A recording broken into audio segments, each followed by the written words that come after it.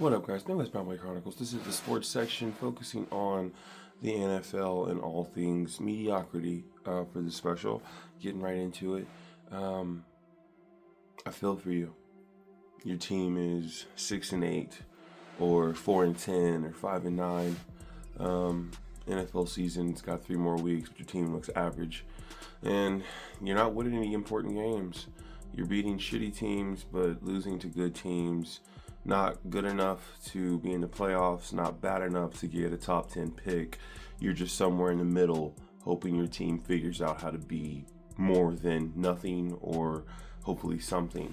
Looking at you, Cowboys fans, looking at you, Bengals fans, me as a Dolphins fan, looking at the Buccaneers fans of the world, the Panthers fans of the world, a bunch of mediocre teams who've had decent seasons. Excluding the Buccaneers who've won a Super Bowl with Tom Brady 4 years ago. A lot of people who love the NFL and are dealing with mediocrity know exactly how I feel. I just watched my Dolphins a few hours ago. I guess 6 or 7 hours ago because it's 4 in the morning right now. I just watched my Dolphins 7 hours ago get embarrassed on Monday Night Football in prime time against a team with a winning record, against a Hall of Fame quarterback who's on the end of his career. I watched him look average again, over and over again in my lifetime. I'm 30 years old, and my Dolphins have not won a playoff game since I was 5 years old, before I even gave a shit about football. And I'm sitting here hoping that one day we could be where the Chiefs are, where, yeah, you lost Patrick Mahomes to a torn ACL, and it sucks, but the fallback, the things you guys have to actually think about and be happy about. 3 Super Bowl rings in the last 5 years, 5 Super Bowl appearances in the last 5 years, consistency across the board. And eventually the wheels have to come off and you got to reset anyway. So this isn't the worst thing for a Chiefs fan who's won Super Bowls and been important. But what about the Dolphins fans? What about the Bengals fans, the Cowboys fans who have constantly talked about wanting to be more and having a chance to be more, yet somehow coming up short against bad teams, against average teams? The Cowboys losing to the Vikings on Sunday Night Football in prime time. The Dolphins losing to the Steelers in prime time. The Bengals just needing to keep winning and trying to win. They weren't in the playoff hunt in realistic nature anyway this week, but still, Joe Burrow's back. They got a chance, right? 24-0 loss to the Ravens. When does it feel better? When do you care more? I'm getting to the point where apathy doesn't even describe how I feel about the Dolphins. I love Miami. I talk about it all the time. I'm an MLB fan for the Padres in San Diego. I love the Golden State Warriors since I was a teenager. I've been a fan of those teams, and I've been happy that the Warriors have won 4 rings in my lifetime, so they can never take that away from me. I had a dynasty with Steph and Clay and Dre and KD there for a little while. The Padres, even for all of their inconsistencies and the same kind of issue with not winning the pennant or being the most important team in baseball, have still been to the National League Championship Series, have still won Division Series in the playoffs, have still given me more reasons to cheer for than my favorite NFL team, the Miami Dolphins. I talk about it all the time. Out of all the sports that I love, it's football first. It's the one that hurts me the most. It's the one that excites me the most. It's only 3.5 months of love, and then it's gone for 8 months. I absolutely love football, and I'm here as a Dolphins fan asking myself, why do I do this to myself? Why the hell do I keep coming back to a team that does not give a damn about being great?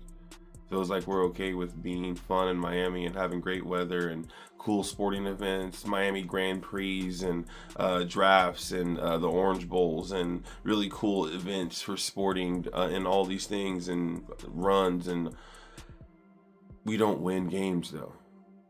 They don't have these kinds of events in Baltimore where they have Grand Prix and they have 4K marathons and shit, but they win games.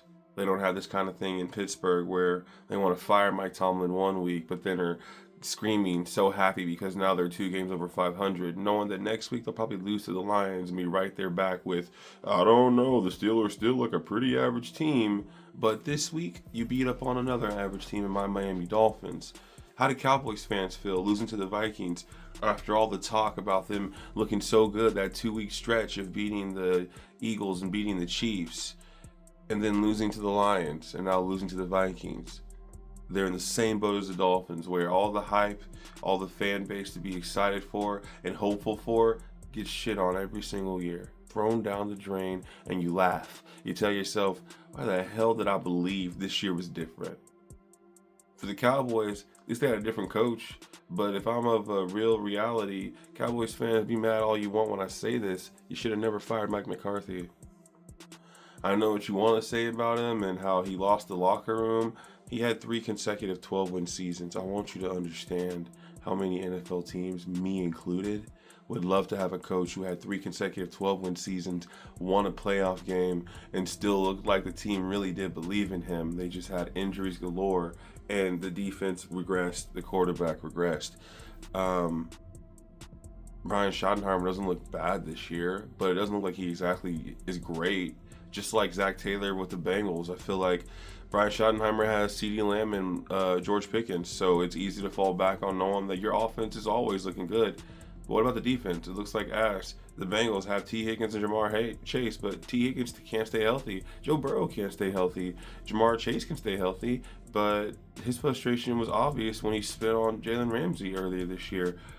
You got teams that are dealing with mediocrity. Tyreek Hill for the Dolphins. He's injured and out for the year and probably all of next year, but his frustration was warranted. It's a common theme with these mediocre teams that as much as you want to believe in the coaching, you want to believe in the team, you realize that no matter what we think, players move these conversations forward. Stars move this conversation forward.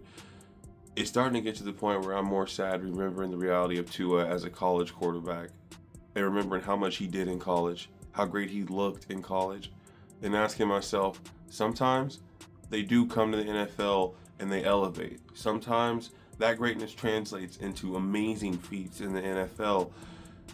But the key word is sometimes. More times than not, quarterbacks like Tua, who did so much in college, who looked so great in college, end up being just that. Quarterbacks who were amazing in college who go to the NFL and kind of regress. Kind of look average. Don't look like the player we know they were. We had 2 really good years with Tua. The first year and second year with Mike McDaniel, 22 and 23. The saddest part is with both those years, we still lost to good teams. Still lost to teams in the cold weather. The same narrative that's followed him all the way through to being a starting quarterback for the Miami Dolphins. He's now 0-6 in cold weather games. He's 4-13 against teams with the over 500 record. And it's just showing more and more that for everything Josh Allen didn't have when he got to the league, for everything Lamar Jackson didn't have when he got to the league, for everything Patrick Mahomes didn't have when he got to the league. And I say this as accuracy, timing, touch on his throws. Patrick Mahomes had the arm of a goddamn god, and they knew it even though he's at Texas Tech, and Texas Tech is an air raid system that throws hella yards, and the quarterback can be anybody, he gonna get yards. They just looked at Patrick Mahomes and said, something about this kid's different, his moxie, his play style, and how he likes throwing the ball, and they translated that to the NFL with great coaching and turned him into a superstar. Josh Allen played at Wyoming. Now, anybody who's watching this, tell me that you really watched Josh Allen at Wyoming. Tell me you really sat there and focused on this man at Wyoming. You didn't give a damn about Josh Allen at Wyoming. I didn't give a damn about Josh Allen at Wyoming. But I gave a damn about Josh Allen 2 years in the NFL when I saw him running past defenses, being reckless and accuracy issues, but thought to myself, if they correct the accuracy issues and they calm down how he runs erratically, he's going to be a superstar. What have they done for the last 4 years? Accuracy's amazing. Decision making's better. He's a damn good quarterback. He's a superstar also. And Lamar Jackson, the biggest snub in the world, which is why I think he shits on my Dolphins every time he plays them. Going last in the NFL in the first round as a quarterback because they were worried about him just being an athlete, just being a runner, and he wasn't good enough. In those first few years, yeah, he really did use his legs to his advantage. He really did focus more on running and throwing when he absolutely had to. But these last 3 years with Todd Monken, he's looked like a star who does it all. He might look a little average this year, but Lamar Jackson's still great. And those are all 3 quarterbacks who didn't have the level of success that Tua had at Alabama. He played with top-tier talent. He played with amazing players, which is why my evaluation of Tua always stays the same. He's a quarterback who didn't do great without superstars around him. Josh Allen flashed without superstars. Patrick Mahomes flashed without superstars. Lamar Jackson flashed without superstars. Tua looks really good. But the evaluation coming out of college was always he looks really great when he has everything going well for him. And at Alabama, when they played five-star defenses and they played five-star teams, see LSU versus Alabama, too, was last year in college against Joe Burrow, one of my favorite college games of all time. You see that sometimes it's just about the defense being just as good as their team and Tua not being able to go up over. But he was coming off of an ankle injury, a hip injury still hitting him. He was doing a lot to play in that game. And so you give him kudos, but you still know that even back then in college, for as great as Tua looked, it had to be everything going right to actually justify him being the best quarterback, which is why Joe Burrow went number one, because Joe Burrow did a lot with a team that honestly wasn't that great outside of Jamar Chase, Justin Jefferson, and him. Defense was pretty good, but not great. And yeah, like he just kind of elevated the team to a level they hadn't been at before. Tua still did great things in college, but it's one of those. The question now in the NFL is what makes him better than what he was back then when he was a Heisman candidate, when he was a national championship winner, when he was a team MVP, because I don't see it. And so I sit here as a fan of a team who's been mediocre for my whole life. We've had 4 really good seasons. I wouldn't even say really good. We've had 4 winning seasons. We haven't had really good seasons. 10-6s, 11-5s, 11-6s, 10-7s, 9-8s. A team that's been mediocre by all means. The Bengals the same way. The Cowboys with their 3 12-win seasons, but martyred around that is just 8-win and 9-win seasons and 7-win seasons. When does it get better? When do these billionaire owners pull the plug and say we got to redo it or we got to go all in? Because the approach is making a fan like me feel like I don't really need to watch anymore. I don't really need to come back and get broken down again to watch how mediocre we're going to stay.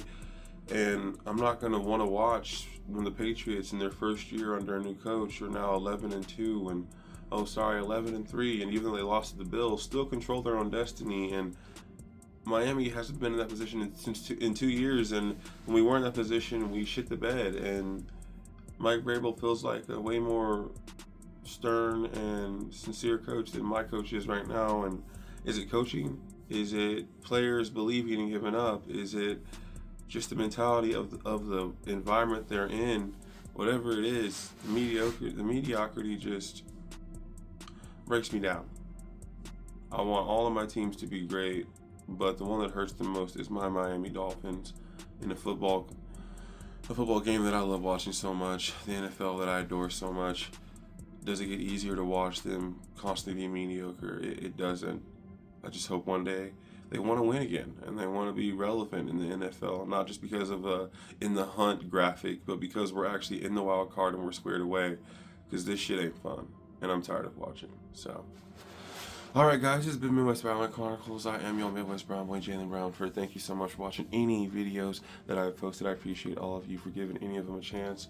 Like and subscribe. Come back, hear me talk some more. I appreciate you guys always. Thank you so much. Have a good week. I'll talk to you guys later. Love always.